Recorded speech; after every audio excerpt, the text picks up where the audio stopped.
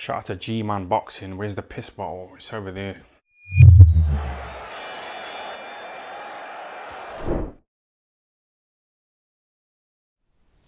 Alright, people. So, in a couple of weeks, we have the rematch between Josh Warrington and Mauricio Lara. I want to give a full preview and prediction for this fight because this fight to me is one that, bizarrely, I'm looking forward to, even though I'm pretty sure I know the results, or I have a very, very strong inkling as to what the result of this fight will be. But first, I want to just give my 2 cents on it. Now, going into the first fight, I'll admit, I had never heard of Mauricio Lara. I'd never heard of him. The minute I went in his box rec and I looked at it and I just thought, oh, this is a Mexican puncher. Okay, now Josh Warrington's not faced any. Realistically, you'd probably say Kid Galahad's the biggest puncher he's faced. Kid Galahad, Carl Frampton, in and around that. So he's never fought a proper, true pressure fighter Mexican puncher. So I have a bit of a look at Mauricio Lara. And while some of his performances online didn't jump out to you that this guy was going to be an elite featherweight or anything like that, when you hear the sparring stories and you hear Manuel Navarrete, who in my opinion is the number one featherweight in the world, who is a big puncher, and he said that Mauricio Lara has hit him harder than anybody, and the two of them have had good sessions in the gym, you start to think, okay, he's obviously not going to be as good as Emmanuel Navarrete, but if we're looking at a similar style and we're looking at someone who's training alongside Emmanuel Navarrete, straight out the bat you're thinking that could be wrong for Josh Warrington. Unless Josh Warrington, because people have always said that although he's not got a high knockout ratio, Carl Frampton as well said it, that he's deceiving power. And I think that was one of the reasons why Carl Frampton, Josh Warrington was the better fighter on the night, make no mistake about it. But I think Carl Frampton looked at Warrington's KO record and thought, he can't hurt me, this guy. And then when he went in there, he was nearly taken out. Well, he was hurt in the first round, he was badly hurt in the second round. And I think that stunned Carl Frampton. Not just the punch, but the fact that, okay, this guy really does hit a lot harder than I thought. I'm going to have to change it up a bit. Maybe he went into that fight thinking, this guy's feather-fisted. So with Warrington, you were kind of thinking, right, he's definitely hits harder than his record suggests. But how much harder? Are we talking about someone who we could say could stop, normally, good chin fighters? No. He's a fair puncher, but nothing special. But you thought that Josh Warrington's skill set, his work rate, would see him home against Mauricio Lara without too much trouble. As I said, it's a massive step up for him. This was all going into the first fight. Warrington we knew about. We knew what Warrington brings to the table. We knew at the time he was undefeated, coming off a win over that French guy that Conlon went, I think, life and death. Well, he didn't go life and death with him, but he went 10 rounds with him. Warrington took care of him in 3 rounds. And prior to that, he had the Kid Galahad win, good wins over Carl Frampton, Lee Selby. He really beat the living crap out of Lee Selby. So excellent wins for Josh Warrington along the way, looking very strong. Saying that, these were against mainly boxers, against guys he was able to outwork, and against guys he was able to hurt. Mauricio Lara, a completely different style. Now, I went back and watched the first fight, and straight off the bat, you notice one thing, that Josh Warrington is just wanting to stay in the pocket. He is wanting to trade. Lara throws a lot of his shots very wide. Look at the body shots that he was landing early on Josh Warrington. He wasn't just kind of throwing them, from a normal angle. He was really like leaning with full power and really winding into the shots. And Josh Warrington had no answer. Funny enough, he had no real lateral movement at all. He wasn't moving offline. Josh Warrington fought his typical fight. Now, prior to Mauricio Lara, his typical fight was try and get inside, use your jab sometimes to get inside, and get like 4 or 5 punch combinations off, stay in the pocket, trade for a little bit, but trust that you'll be able to get out of dodge.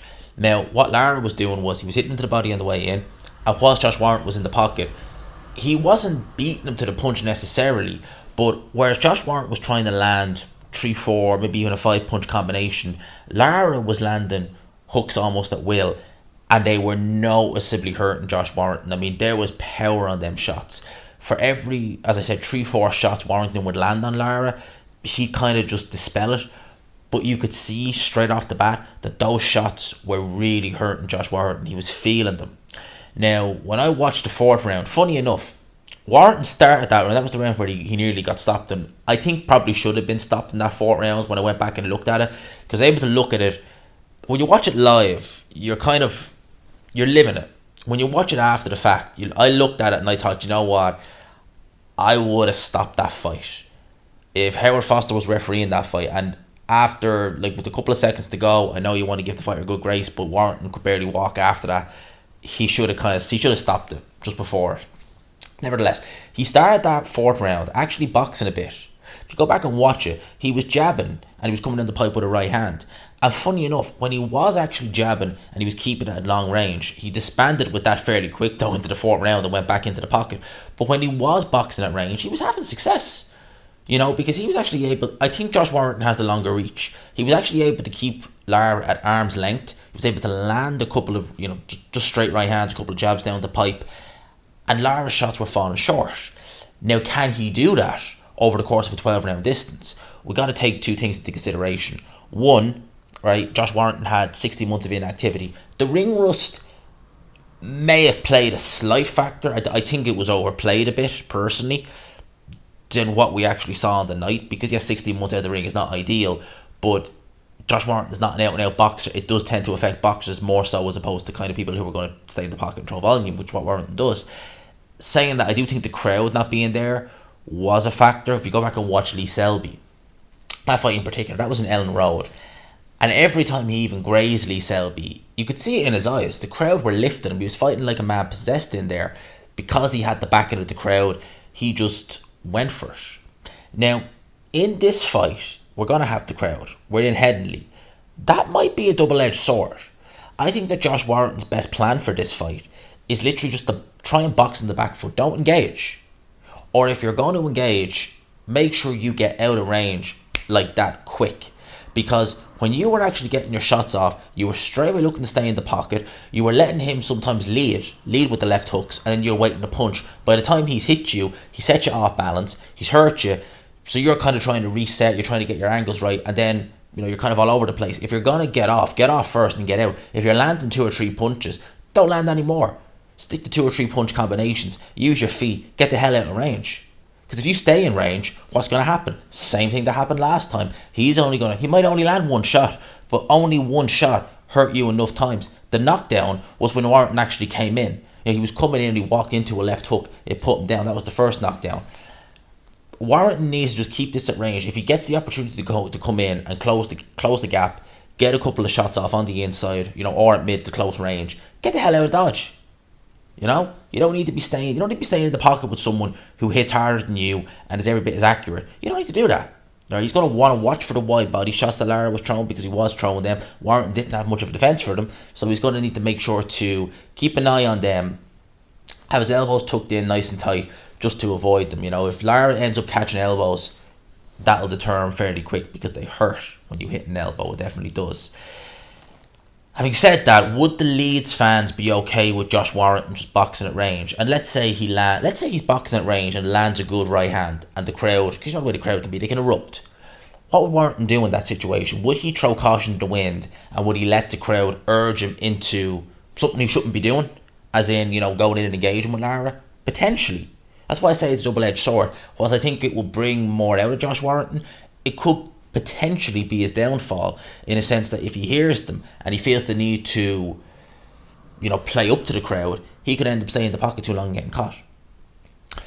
Now, Lara is going to do what he did in the first fight, in my opinion. He is going to be looking to land hooks up close, looking to land body shots from range, and just basically trying to just cut the ring off and get Josh Warrington out of there. If Josh Warrington's looking to stand and trade, he's going to want to look to get his shots off, get his hard left hooks going. As I said, the hooks he was throwing, you could tell instantly they had power. And you could tell instantly as well when he was getting hit by Josh Warrington that he wasn't respecting any of Warrington's power. He really wasn't. The shots that Warrington was landing, Lara would have been happy to take 5 of them if it meant that he could throw 1 shot, because he knew it would hurt Josh Warrington. So with Mauricio Lara, I suspect he's going to fight much of the same. If Josh Warrington's boxing the back foot, Lara's going to be having to close the ring off. He's going to want to be landing. I would say, if Warrington's boxing at range, go and 2 things. Try and go for the body like he did in the first time. But if you can get close enough, even just jab him to the body and try and offset his balance. I think that's a punch that a lot of people don't use. Even if Warrington's boxing and you want to try and get him offset, just jab him to the body. See if you can get him offset, and if you can get him pinned on the ropes. As the saying goes, right? Josh Warrington I say as the saying goes, I mean as I should say, Josh Warrington is not a big puncher in the grand scheme of things. So Lara will probably want to risk, okay, I could walk into a few jabs. If I can get this guy pinned on the ropes, he's mine. And I can see something like that happening as well. I can see Lara either trying to go Josh Warrington, get him to stay in the pocket, and he'll land his shots, or he'll be looking to just land body shots, take the legs away from Warrington, and then walk through a couple of his shots, getting pinned on the ropes. Something like that, I think, is going to happen from Mauricio Lara. One crucial factor we take into consideration, right? More often than not, when fighters win rematches all the time if they've lost the first fight, right? They do. But more often than not, that would have been a close competitive decision. More often than not, when a fighter's been knocked out and really battered, unless something miraculous happens, and I'm just trying to think maybe like Lennox Lewis or when he got knocked out by Hasim Rahman, saying that was a one-punch knockout and he wasn't really... It was competitive, the first Rahman fight, but Lewis wasn't really taking a beating in that fight. It was competitive. Rahman was definitely competitive in the first fight, certainly, but he wasn't taking a beating. It's very rare you see someone take a sustained beating, and come back stronger in the rematch. It's very rare. I'm trying to think of examples. They're few and far between, certainly that. So Warrington, it's going to be a tough ask, physically and mentally, because you're getting in there with a guy who really beat you. Like, he really beat the crap out of you, and he stopped you badly. And at the end of the day, I felt the fight should have been stopped in the 4th round. It went on for 5 more rounds, and Warrington took more abuse, more punishment. That has a long-lasting effect on the body. It does. So, is Warrington going to be the same fighter he was going into that first fight? I don't know. I don't think so. He took a fair beating in that first fight. Make no mistake. If you go back and watch it, you just look at it and you're just thinking, oh my God. And he's going straight in for an immediate rematch. I think this is a bad idea. I think this is a very, very bad idea for Warrington to go into an immediate rematch with Mauricio Lara. I think that this style is just a typical Mexican puncher versus someone from Britain who just has that typical, volume, quantity over quality. And I don't think it works against this Mexican style. I don't know what Warrington can do differently to win this fight. I really don't. I don't think he might have the discipline to box for 12 rounds, but I don't know if he'll have the power to keep Mauricio Lara off him. And if Mauricio Lara gets on top of Josh Warrington, it's good night. And saying that, even if Warrington is boxing well, I definitely think there's going to be residual damage mentally, because it mentally getting over a knockout defeat like that in a short space of time is tough. It was only February, March. It's not that long ago. And physically, how is his body? How is everything going to be after that loss? I don't know. I got to give a prediction on this fight. My prediction, as you can probably already tell, is Mauricio Lara. I think he's going to stop Josh Warrington in double quick time. I would say, but seriously, we're looking at between 1 to 5 rounds.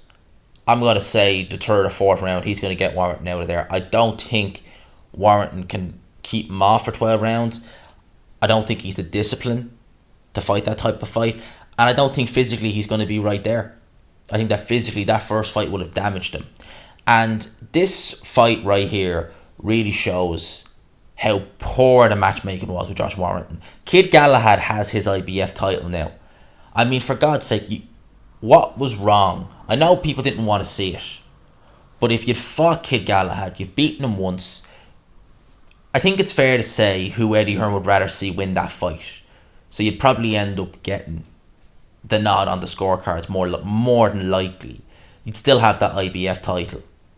There'd be potential fights there with Lee Wood. There could be potential unifications. Who knows what would happen? What with now your rematch of Mauricio Lara for a non-title fight? You didn't need to take that fight. I think the matchmaking was appalling in this instance. And if you were going to vacate it, why in God's name fight a Mexican puncher? That's got danger written all over it. Why not just take some kind of run-of-the-mill European featherweight and go in there and do your job? I just think this had trouble written all over from the start. And if Warrington loses this fight, I really don't know where he goes from here. Because I don't think he's really got the frame to go up to 130. think he's a solid 126 pounder. I really don't know where he goes from here if he loses this fight.